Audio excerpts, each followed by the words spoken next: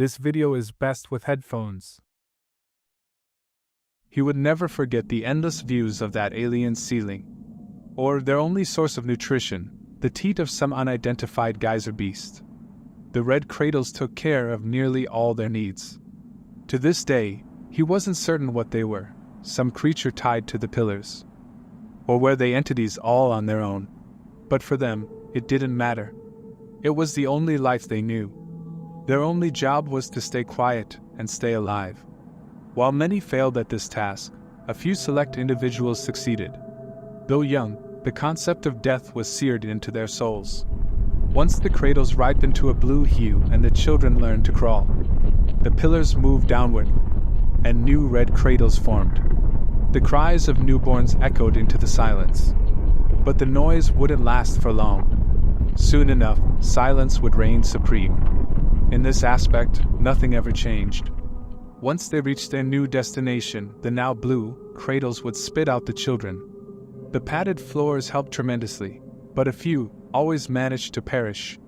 Life didn't become any easier on this new floor. The children received new guardians, who were little better than beasts, faintly disguised as humans. They took on the air of parents, mimicking a newborn's first words. Mommy. Daddy. Mommy. Daddy. It was all designed to draw the attention of the budding toddlers. If the little one made it this far and managed to take interest in the tool upon the ground, the noise the guardians made instantly changed. Pickaxe. Pickaxe. Pickaxe. The human words echoed throughout the floor. This was an obvious attempt to teach the young ones their native tongue. The guardians were obviously beasts of the abyss. Where they learned to replicate the human language has always been beyond his knowledge. The best times were meal times. On occasion, the pillar would regurgitate a substance that was as close as the kids would get to food. This is how they grew amid the endless chatter of the beasts. That brief span was like a gentle breeze over still waters, the safest, most tranquil moment the Geyserians had ever and would ever know. When the children grew sturdy enough to stand tall and claim the tools from the earth beneath them, the pillars, their once consistent caregiver, would fall to the next level, as if the world itself shifted to herald their coming of age. Their physical reinforcement through mana must have become active at this time, for such small children had no business carrying such tools with the ease they did. The first floor was the crucible, where one either blossomed or perished. The second was a place of enlightenment, where knowledge and language took root like ancient runes etched in stone. And the last floor, the summit of the journey, was where hands learned the art of creation, shaping the skills that would forge a future. Yet within its depths, a beast, a mother, reigned, her monstrous influence seeping into every corner. This floor was simple. You dug and dug until Mother ranked you. The high tiers are sent to high aristocrats, while the low tiers are given to barons. And the ones that were deemed unworthy became food. To be swallowed whole by a whale, then cast into the endless portal, was no joyous fate. At times, I wonder if being consumed entirely might have been kinder. For there are souls who go unnoticed by Mother, left to scratch at the earth for eternity, digging away in silence forever, shadows. If Kim was being honest, he remembered the labor with fondness. Left to his own devices, he spaced out and did nothing else for months. With a pickaxe in his hands, there was always boulders to strike. And he did just that until they broke. It was a strange endeavor. Sometimes you would strike at the boulders and not a scratch would appear.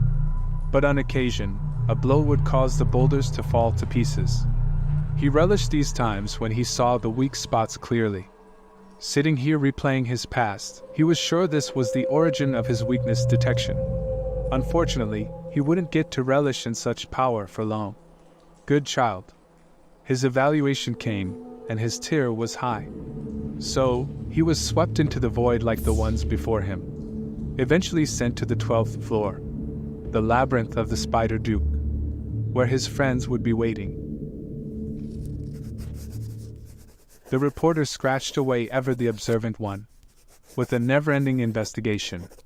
This caused strife among his people. Some didn't find this life pleasant in the least. Watching a reporter seeming to be having the time of his life was a bit much for some. For how could the scoop of a lifetime be interesting at a time like this? All that enthusiasm was bound to confuse the young ones into believing there was a chance of escape. Why bother? No one's ever going to see those, and you know it. So young, yet you carry the weight of the world on your shoulder. Don't let pessimism play you. Pessimism. We're nothing but pawns, waiting to be devoured in this cursed game. Why have you forsaken hope? Even you should see, there is still a life worth living. Sergeant Lee, enough! Major Jang, I'm sure it's a real pain to be stuck with a rookie like me. Sergeant Lee! Don't call me that. It's way past my fucking discharge date. I should have been free of service over a month ago, but I'm still trapped here, in this hellhole. Major, with all due respect, you can take that military shit and stuff it. The forever goody two-shoes chimed in, trying to calm them all down. For roll call was near and their captors were sure to be close by. Major, you know you're the bigger person. You're right. He's just not worth it. They all understood the former sergeant. This situation was digging into each one of their psyches. There was not one of them that didn't just want to go home. 8052nd group, come forward. Line up. Report the total number of people. 7. Nothing has changed since our last report. 8052nd. Save me! Group. Should have 8. It hurts. 1 is missing. Explain. Kill me. Explain. As we've reported before, the 8th one was buried days ago. 7 total. Kill. Check. Kill me. Check.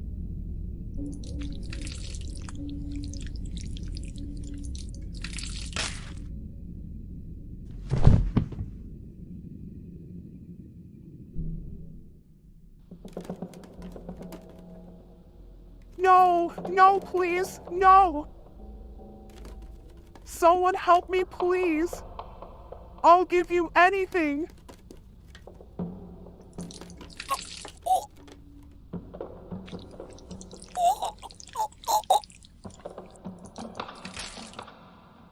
Seven in total. Check. Tomorrow's plan is unchanged. Continue mining in the planned direction. Construct a pathway. Why do they keep doing this every day? It's not like we don't understand. Calm down. It's their way of keeping tabs on us, in more ways than one. Bullshit. Those spiders know this is all there is for us. There is no reason for the torture. We provide 1 month's food and a new family member. Teach and work together. They couldn't believe it. This was one of the children's born down here, known to them as the Geyserians.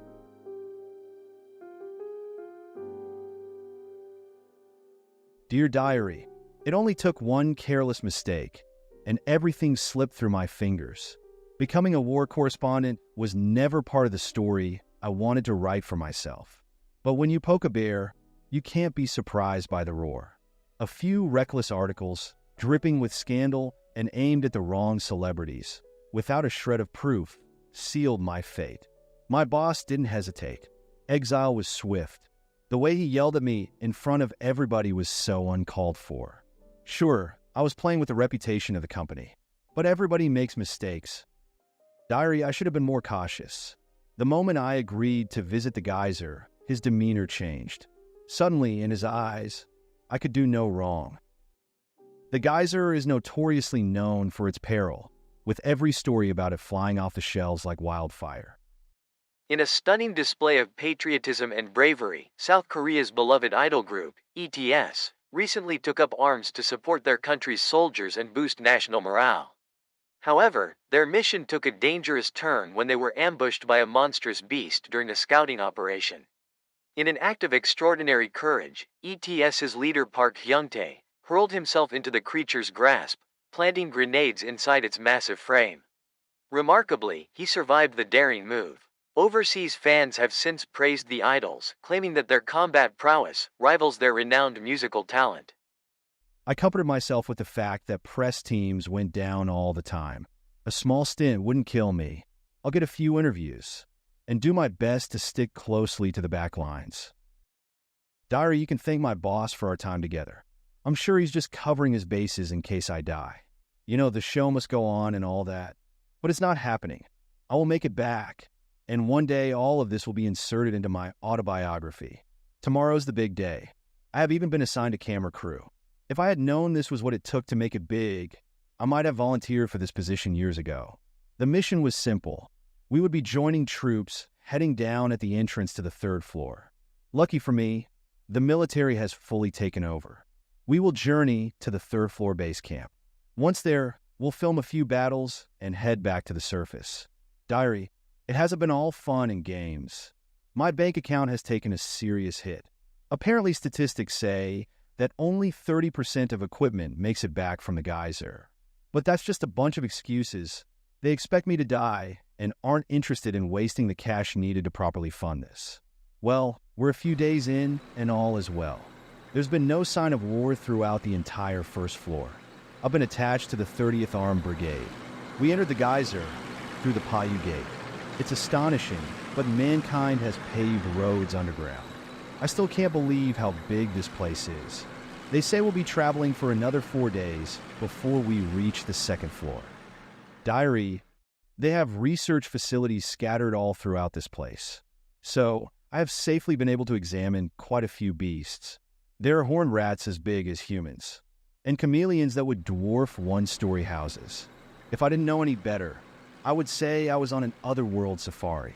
A part of me hopes to run across unicorns down here. After all, if the rats have horns, why not horses? We finally made it to the 2nd floor, but it seems there's bad news. No one has had any contact with the 3rd floor for over 24 hours. The mood of the group has drastically shifted. Everyone seems so tense. Dear Diary, the floors down here are all covered in blood, and the only response I can get is that there is no reason to clean it up when it will just return soon after.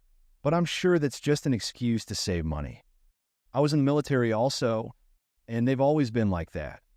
Diary, it's been over 2 years since mankind had a parade to celebrate the victory of the 1st and 2nd floor.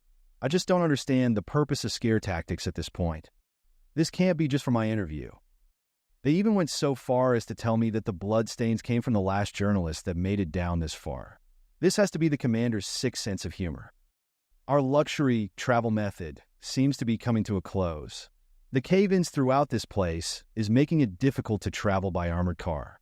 But maybe this is the reason contact with the 3rd floor has been cut off.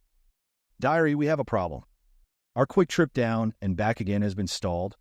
The machinery needed to drill us in won't be in for a week at the earliest. To think we made it so far, only to be stopped in the last 2 hours of travel. There's been non-stop commotion in the commander's armored truck. There's a big discussion over whether we should walk the rest of the way or return to the 2nd floor. In the end, the group split up. My group will be attempting to repair the communication lines as we head towards the 3rd floor, while the others have chosen to return to the 2nd floor entrance to wait for equipment. A part of me wonders if I've made a grave mistake. The trip on foot will take an entire day's journey. My camera crew don't seem to be too happy about this fact. After all, the equipment needed for this interview is ridiculously heavy. It's surreal the situation we're in, stealthily walking along unpaved roads in a dark, extremely quiet cave is unlike anything I've ever experienced. A part of me has always wanted to be a part of what can only be described as a special op mission. The tension has risen among the group, even after repairing the down lines. Contact with the 3rd floor has been non-existent.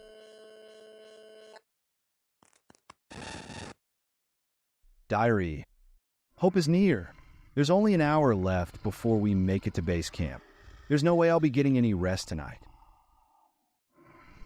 Things haven't gone according to plan. Something out of this world was blocking the entrance to the 3rd floor base camp. Our weapons are useless. The team is doing its best to put together a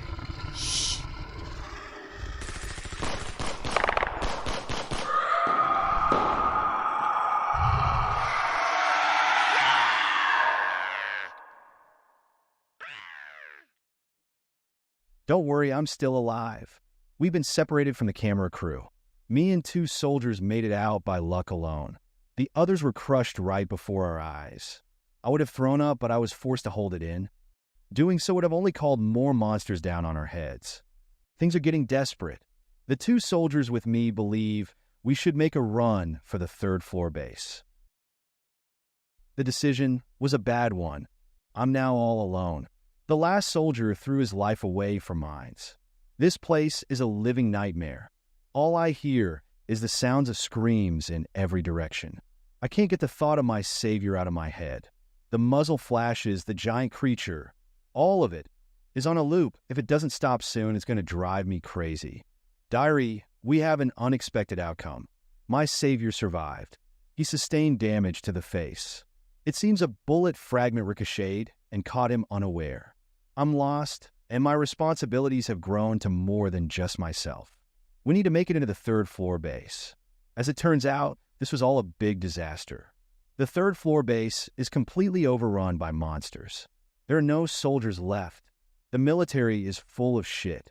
It was all a lie. This floor is so far away from being conquered. They've always been douchebags, but they're nothing more than pure trash to my eyes now. We've survived by the grace of the night mode of the camcorder. It's allowed us to stay one step ahead. What remains of the base's infrastructure is about 300 meters from where we reside. But the place is covered in beasts. Diary, how ignorant were we? It seems there was nothing wrong with the communications. There was just no one left to answer. This soldier's mouth is foul. Sailors would blush in his presence. But given the situation, I understand. We have no supplies, and it doesn't seem as if the soldier's injury will stop bleeding anytime soon. Our choices going forward are limited. It seems like we'll have to make a stupid gamble and head into the base. With so much bleeding, there's no chance of us making it back to the surface in this condition. Mother, Father, I've always loved you. Here's the important credentials you will need to get into my accounts. If anyone asks, tell them I died saving the lives of soldiers in the geyser. Just like that movie Hacksaw Ridge. Please, for your sake, don't look at my external hard drives. Just chunk them into a bucket of ocean water and forget they ever existed. Oh, and the passcode to my bank account is 1131. Forever your adoring son. Diary, surprisingly, we're still alive. We made it into Sea Hall, administered first aid, and are now resting. It seems that the constant noise from the walkie-talkies in the A-Hall have pulled the attention of most of the creatures here. If it wasn't for that fact, I doubt we would have made it in. I only have a few blunt injuries from my fall, but luckily military training has come in handy. Jiziak managed to easily stunt his bleeding. His story is highly interesting. It seems he was only 2 weeks out from discharge, but the army wasn't going to allow him to go peacefully. He was told that this would be his last mission, and if he completed it, he would never have to hear from them again. Man, how I wish he would just shut up. At the very least, he could watch his tongue. These monsters already have me on edge, and his attitude isn't helping at all. We have an abundant supply of food from the storeroom down below. We felt it was best to make camp somewhere a little more hidden. The vents above the 2nd floor medical facilities came in clutch. If things go as planned, reinforcements should be here soon. 5 days to get the driller to those boulders and 10 days to get through. We'll have to survive on our own for at least 2 weeks. Diary, what kind of slop is this? The army food down here is trash. Regardless, I'm thankful that it's here. As you can imagine, living in such tight confines is tiring. Every now and then one of us or the other will leave the fence to stretch our legs. I may be going insane, but these creatures are growing on me. I think I'll name that one Dumply. Remarkably, repeated exposure to high-stress conditions seems to settle the nerves, even in environments like this. Now, for those curious about the logistics, yes, we've thought of everything, even waste disposal. We take turns descending to relieve ourselves in bags, which are then carefully wrapped in no fewer than 10 layers to avoid detection by nearby creatures. If Jiziak's blood went unnoticed, our precautions should suffice. Well, it looks like we were wrong. It sounds like a monster has gotten into Sea Hall. Why weren't we more careful with our excrements? We could have just tossed those bags directly into D Hall. Diary, it seems we made it through the worst of it. Whatever the creature was, it spent the entire day laying around below us. But it's finally quiet now. We're gonna have to hang out here for a few more days. The army will be here soon, and we'll be homeward bound. Hey, reporter, can you pull yourself out of your girly book for 1 minute? Do you hear that? Oh no, Dumply.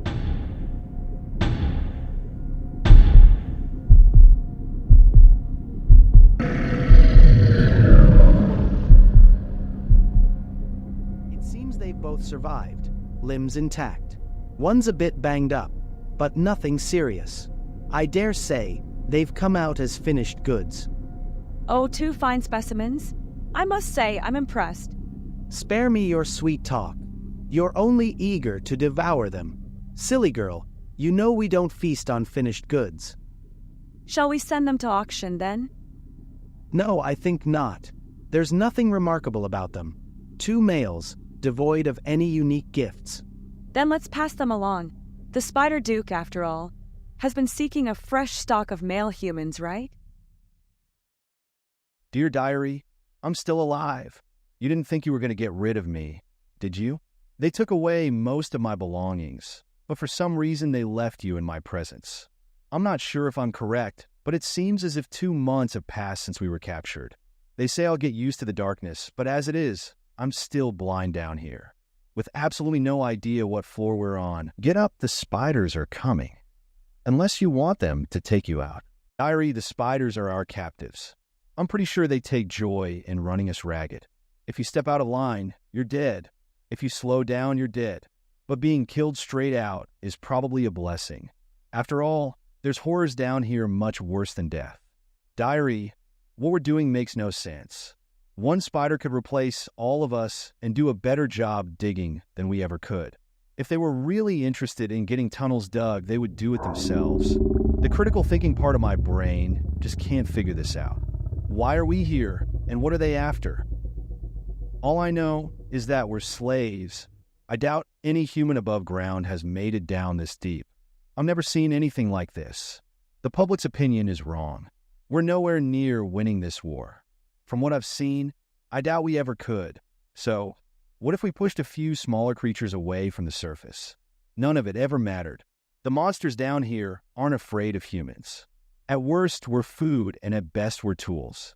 Heck, they do more damage to each other than we ever could. The battles for territory in the deep are never ending. Whether it's one of the spiders or one of the other horrid creatures I've seen, I believe it would only take one of them to make it to the surface to destroy us outright. Godzilla ain't got nothing on these brutes.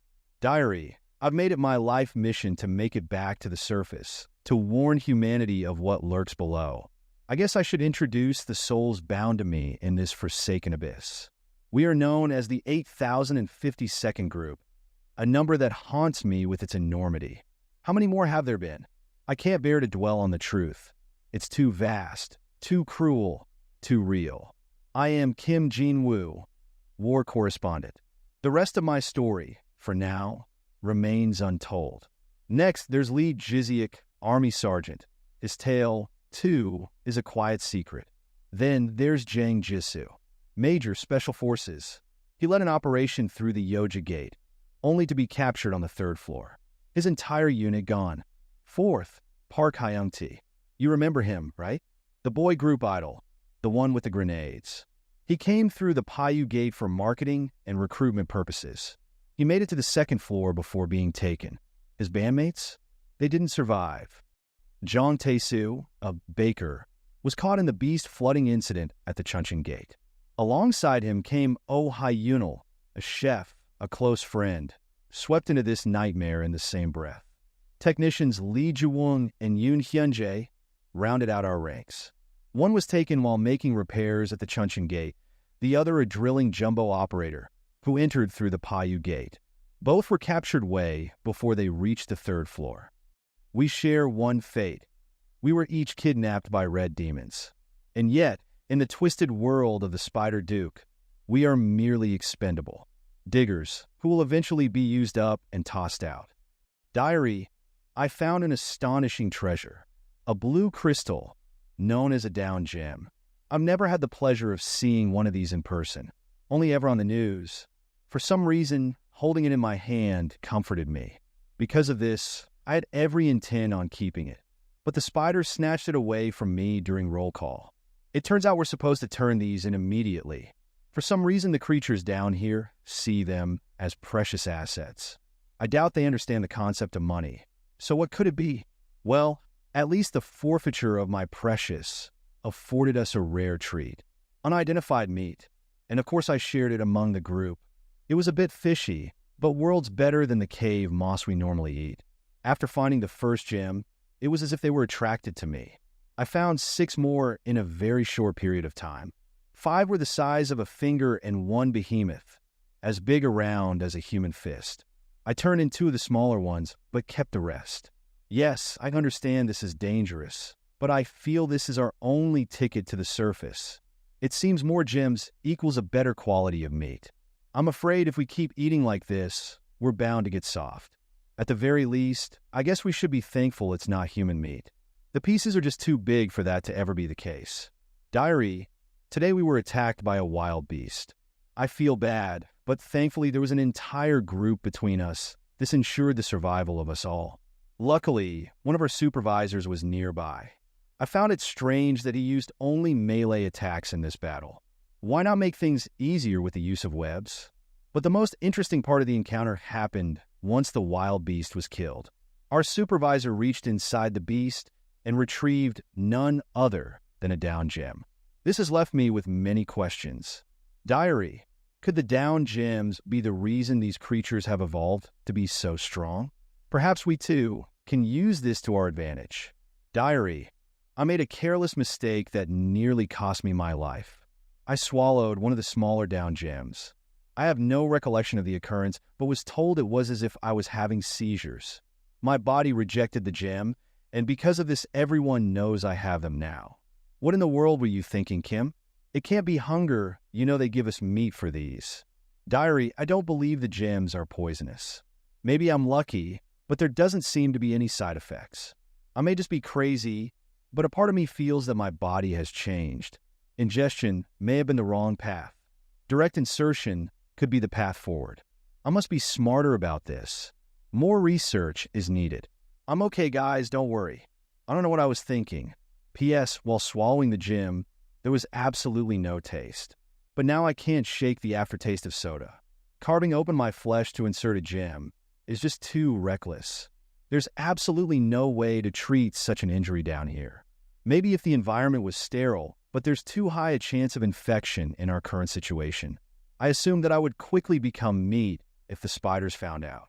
The ideal is a good one, but I'll keep it in my back pocket. Diary, today my experiment progressed.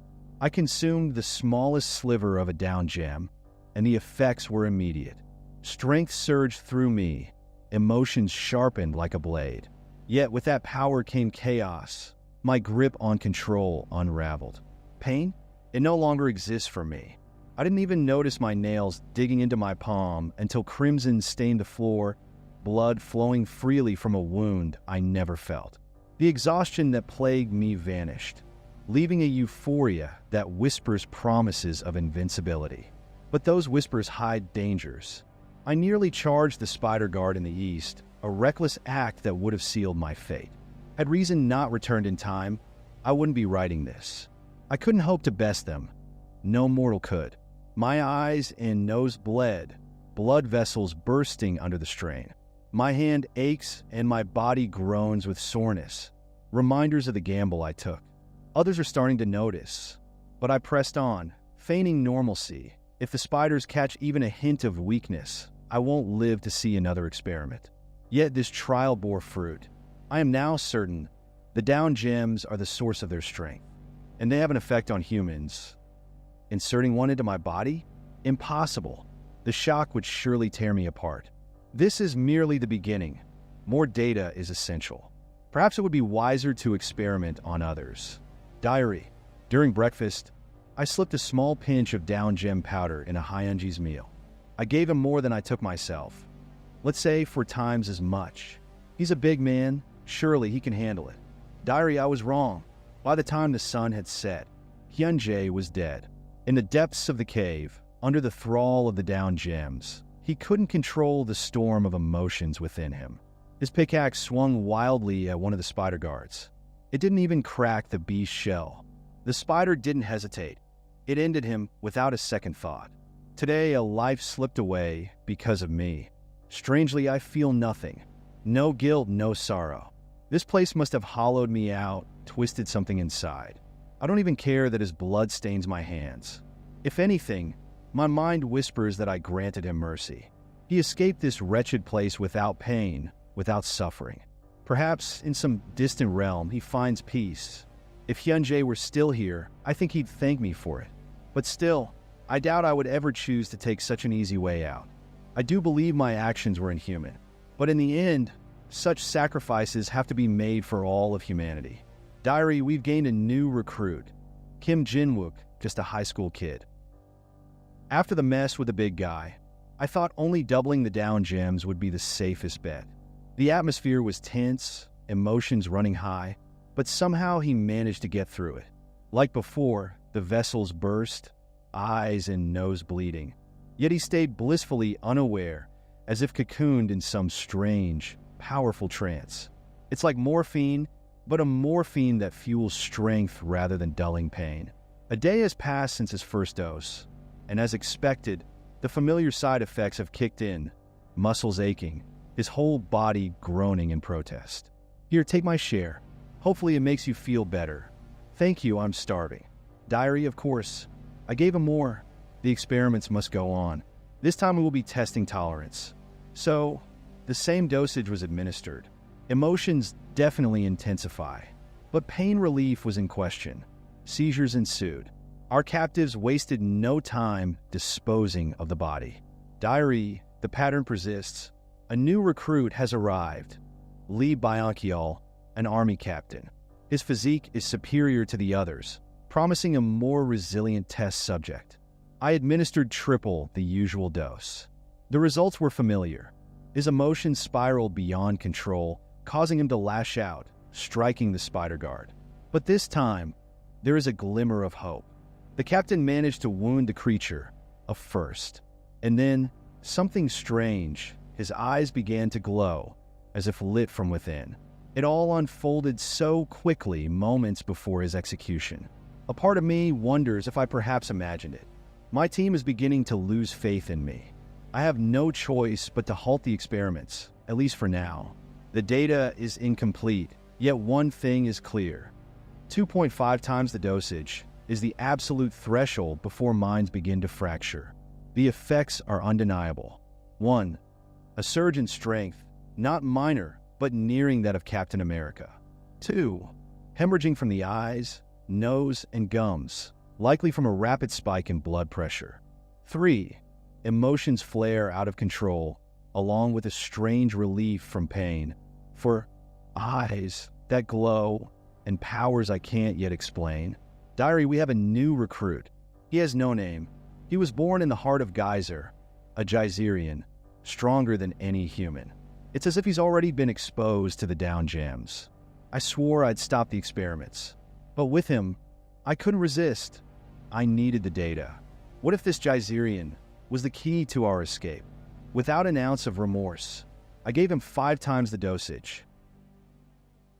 Let's try this again. Where were you before you came here? Big pillar. Big fish. Big fish eat me. Live inside its stomach. Big spider, here. 30 nights we pickaxe, with me and my kind. I see. You had friends? No friends. You just said you were with your kind. Big spider eat. Oh. So a month before coming here, him and his kind were mining in some other region. I'm going to say the big pillar is where he was born. And the big fish has to be their method of transport. Wow, I can't believe you got all that from what he said. I'm only assuming, after all, I could be wrong. So, he's been around, he even knows that spiders feast on the living as if they were nothing more than snacks. In a way, that's a blessing. He already knows how to keep his distance. There is no need to teach him that. But more than anything, I'm grateful we can speak to him. Word has it most Geyserians are silent, mute, or at least they prefer to be seen that way. And yet There's this something boy, remarkable about him. To endure this forsaken place, to keep pushing forward. It takes a mind forged from iron. I really can't disagree more with that statement. Look at his eyes, dull and empty. I wouldn't place a wager on his brilliance. He's just a child born into this wretched land, hardened by an even crueler reality, where horrors are everyday happenings. I doubt he's ever had the luxury of caring for others. He probably doesn't even grasp the concept of death. Fuck the spiders. Fuck the geyser. They've shaped him into something mechanical, robbed him of everything that made him human. Fuck. Fuck.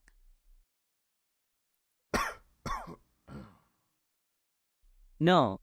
Such language is unbecoming. You mustn't speak like that. Erase those words from your mind, or you'll grow up just as crude as this foul-mouthed brute. Brute. I'll show you a brute. Steady yourself. The child's eyes are on you. During those times, we wore the same ragged garments, our lives painted in dull, lifeless tones, with nothing but the same hollow gazes to share. I thought the world ended there, in the shadows, until I saw them, my first surface dwellers, bright against the bleakness, shattering everything I knew. Come on, guys, we're better than this. And suddenly, words I could never have imagined filled the air, as if my world had cracked wide open. Zhang Jisu, Li Jiwen, Kim Jinwoo, John Tyson, Park Hyung-ji, Oh Hyunil, and Lee Jae-sok. Do you hear him? He's remembered all our names. Lee, you're wrong. I'd bet on this kid's intelligence any day. You little brat. It's Lee Jizyuk. You think you're clever? My name. What's my name? You don't have one, do you? No one. Call me. My name. My name. Do you think we should? We are not his family. Name. My name too. At least give him a nickname. What's a nickname? We need to call him something. Everyone, think. It has to be something that suits him. Name. My name. Not a name. A nickname. The little creature wouldn't stop, his voice insistent, pleading. Name, name, name. The word echoed like a drumbeat, growing louder with each repetition. Geez, kid, why don't you hush up and let us adults think? I got it. Chatterbox. Laughter spread. Chatterbox.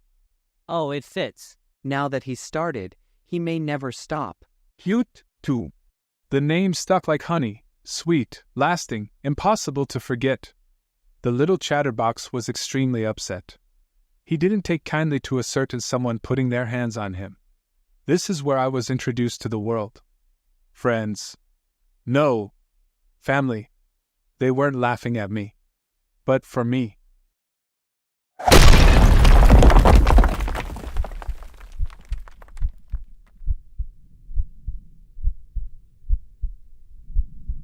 This is where things took a turn. Chatterbox had never felt better in his life. He felt like he could dig straight to the surface if he had to. Jinwoo hadn't held back when it came to experimenting on Chatterbox, administering him a dosage of down gems that was simply out of this world. 30 times the amount was almost half of a whole gem. The kid was inhuman, a monster. But as he thought about it, he realized that this was more like an evolution of their species. The others rushed towards the commotion, afraid that they were in the middle of an invasion. Immediately they spotted their newbie, his eyes glowing a dazzling blue. There were no monsters in sight, but it seemed as if a bomb had gone off in this area. Jinwoo did his best to cover up his schemes, but the group was over it. Park Hyun-ti immediately plucked the evidence from the ground. No excuses were accepted, as Chatterbox acknowledged the greatness of the meat. The little bastard wasn't helping the situation at all. He was over all of it. Jinwoo wouldn't be getting out of this without proof of his claims. If the slab of meat was set aside for later, then he should have no problem digging in. But as expected, the excuses began to flood out of the gash Jinwoo called a mouth. He wouldn't risk being tossed out because of food poisoning. Hyunjae, Jinwook, and Byungkyul. The sickness started with you. Your seizures were the beginning of it all. I believed it was some kind of infectious disease that could only be found here. But my suspicion grew. After eating your meat, each of them fell ill. And even if they lived, there was always leftovers to be had. So, eat the meat right now.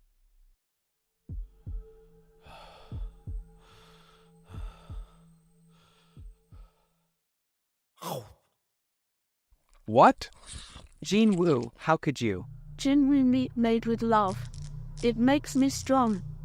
He was happy that at least someone appreciated his efforts.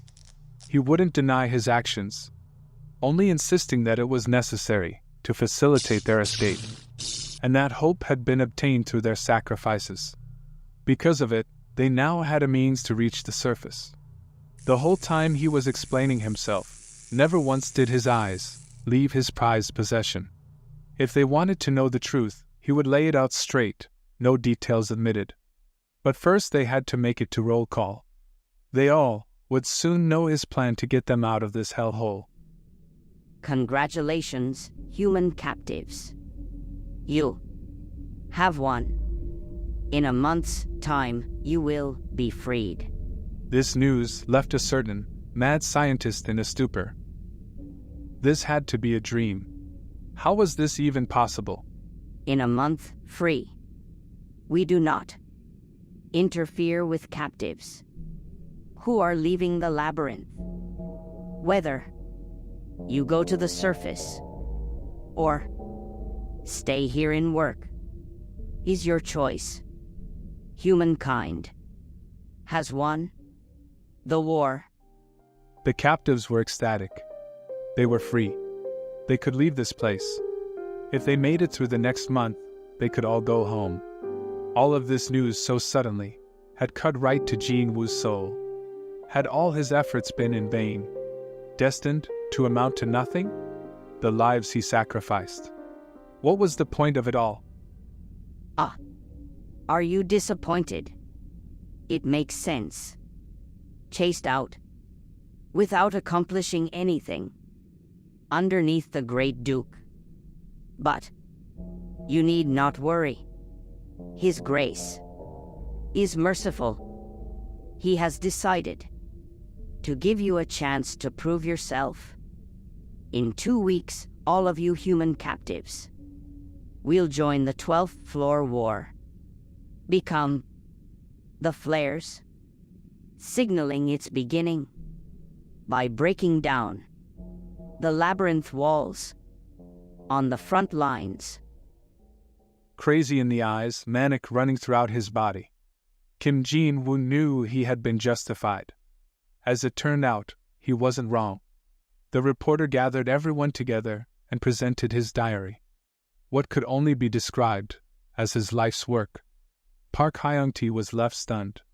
What could be the meaning of this? On the surface, it might be construed as a notebook, but in reality it was a survival guide. Or maybe just a sick mind's experimental observations.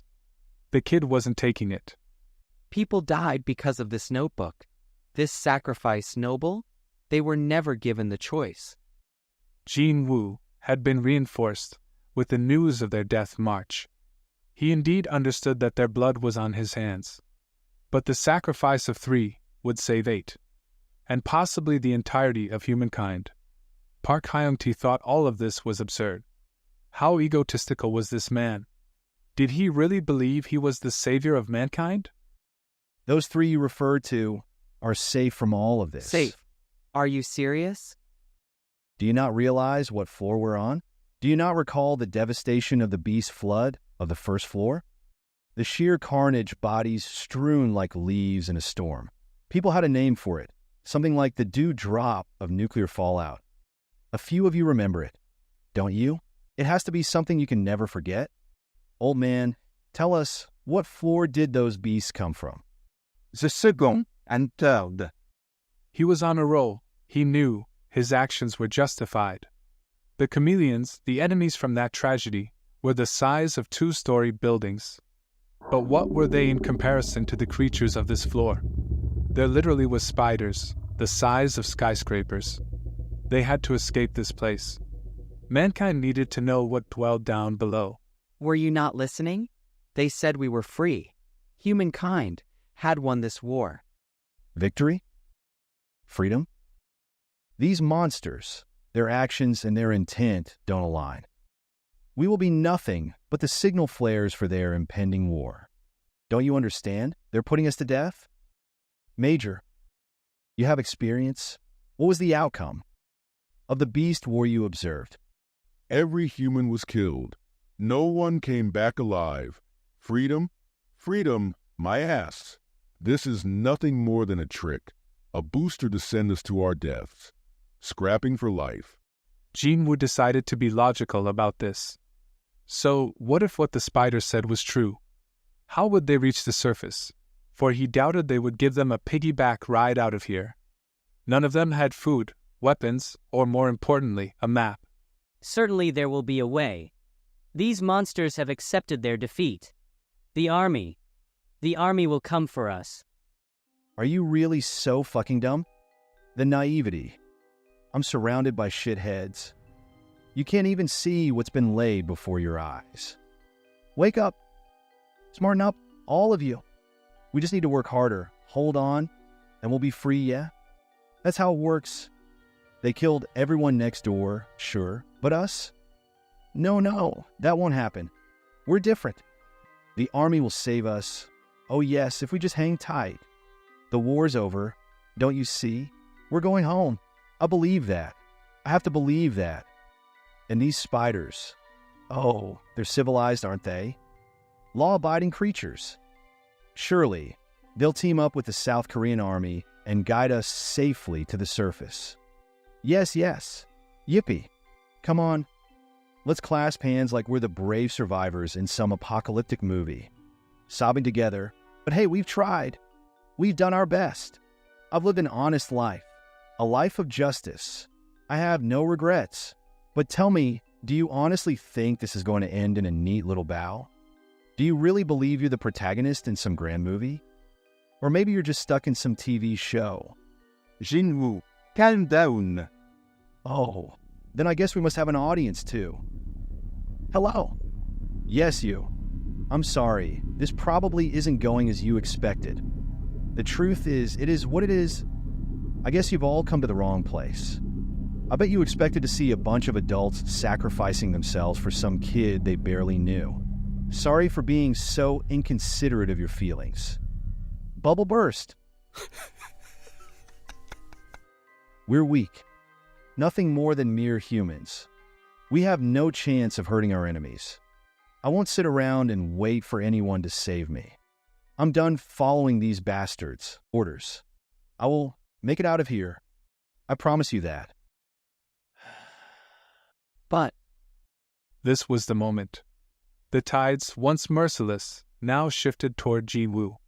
The soldier, weary from battle and burdened by doubt, made his choice. It was not the hour for judgment. The experiments, twisted though they seemed, had their place. He wasn't one of those marked by them. After all, if he had been, perhaps his heart would echo a different tune. Each of them knew why they had labored so long in the shadows. The truth was bitter. There were no choices left. Orders were handed down, and they followed them like puppets on strings. Why? Because survival was a fire they could not let die. One man saw the opening, reached into the darkness, and seized it. His methods, dark and distasteful, left a trail behind him. Yet, in the end, all of them would walk the path he had forged. He held secrets, yes, but were they kept from his comrades or the spiders lurking just beyond their sight? Questions of ethics could wait until the light of day. For now, Lee Jiziak had made his decision. He stood by the man who dared to act. But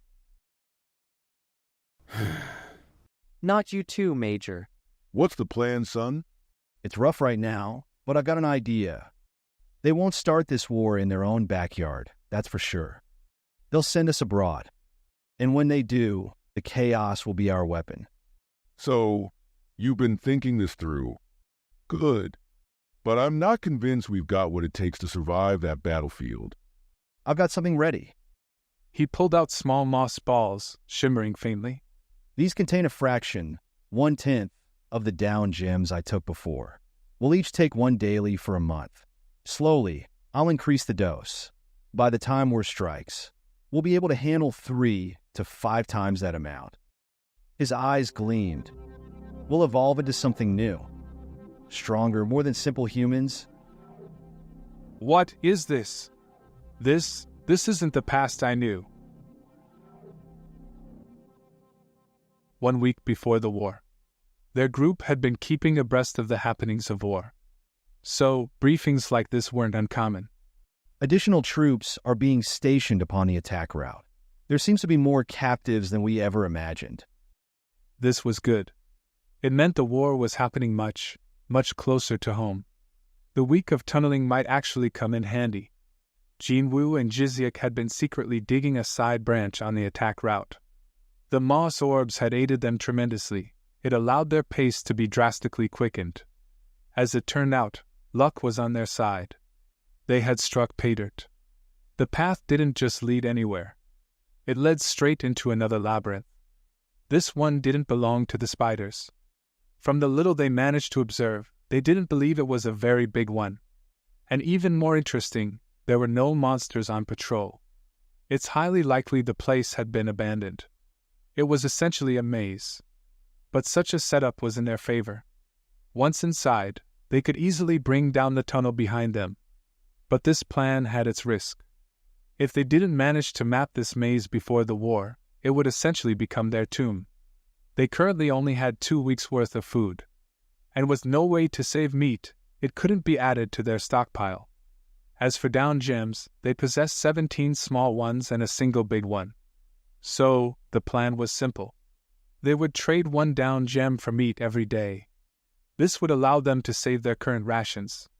In a few days before the war, they would trade all but 8 gems and stock the tunnels with anything they could obtain. The Major wondered why they couldn't leave immediately. Why wait for the war to reach them? Jinwoo had thought this over, but the reality was the spiders were meticulous. The supervisors did their utmost to keep track of their numbers. They couldn't risk being tracked down and sniffed out before their escape attempt even started. Yes, it seems the cover of war is the only way forward. What are the 8 down gems for? I know this sounds bad, but they're suicide pills. The plan is the best we can come up with. But there's a high chance that not all of us will make it out alive. Whether you use the pill or not is your choice. Each of your tolerances to the gems are very high. So, there's a good chance you will last a few seconds even after popping one. The group couldn't believe this. If they chose this option, they would each be wasting over 100 moss orbs. But this was a last resort, and it wouldn't be like any of that would matter once they were gone. As for preparations, these were the best options they had available. On the day of battle, execution would be everything. Thousands of captives were entangled in this deadly operation. A daunting 200 meters stood between them and freedom, with the menacing spider guards stationed at their flanks like shadows of death. At dawn, we will consume moss orbs equal to the original amount before getting to work. Once the chaos of war erupts, we'll take 5 times as much and sprint across the battlefield like phantoms in a storm. With that, you'll be able to leap 3 meters at a time, so use the others as bait, if need be. Bait? You can't be serious. Pull yourself together. Do you think we can save them all? There are thousands, and most won't make it past the spiders. You have to accept the truth. Some are already lost. What's with you? Still clinging to that hero complex? Afraid the world above will hear of your deeds down here? How quaint. Oh, right. How could I forget? I'm a reporter. This hellish place made me forget who I was, but no more. Look, I don't care what you choose to do. Just don't stand in my way. If you want to survive, leave your innocence behind. Don't be a hypocrite. This is war. Now the plan is clear. Any last thoughts? Then let's make this a story worth telling. A film where we are the stars, for better or worse. On the day of the war. Inferior humans.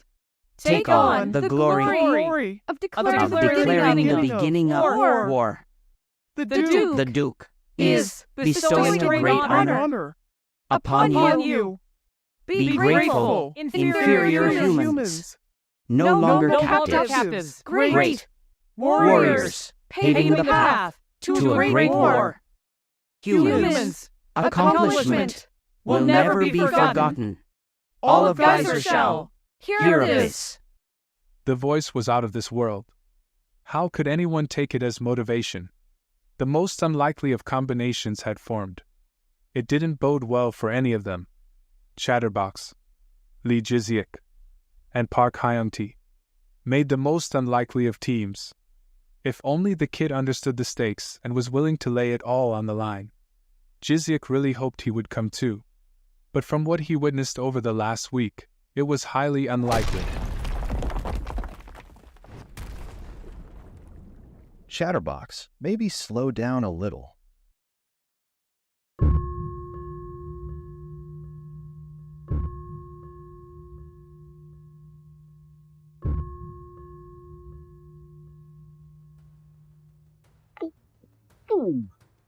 Hyung-tae, your orb, take it now.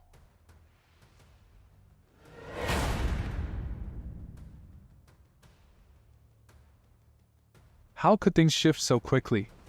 The kid was showing signs of being a natural-born leader until the reporter stepped in. Please, someone, watch over him. This can't be how he dies. Jiziak, you have your own worries. Pay attention.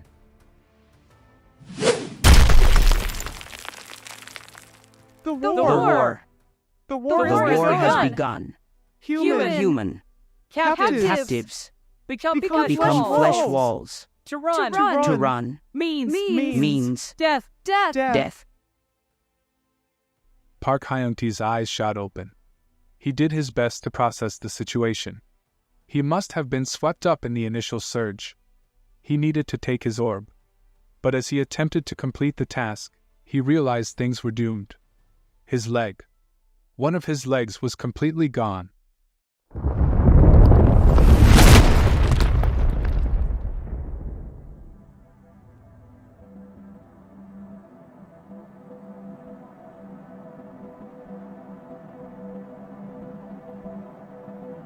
How could things have turned out so bad? His parents had set him on the path from the very beginning. As a baby, they explained to him that kindness, his kindness, would be a beacon for all others. He would be a good child. And as it turned out, they weren't wrong. This world was full of hope, brimming with goodness. How could he have believed it would be the same in the geyser? That he alone could change things. On the surface, his sincerity, his influence, brought him a downpour of love. But down here, that same influence, that same sincerity. You need to stop acting like a good kid. It's really hypocritical. Brought him nothing but shame. It struck him like a cold, brutal truth. They had been right all along. All this time, he had been pretending, just a puppet, moving through the motions. When death draws near, the human heart is laid bare, twisted, frantic, desperate to survive. But I kept pretending to be better, pretending to be kind while others succumbed to their darkness.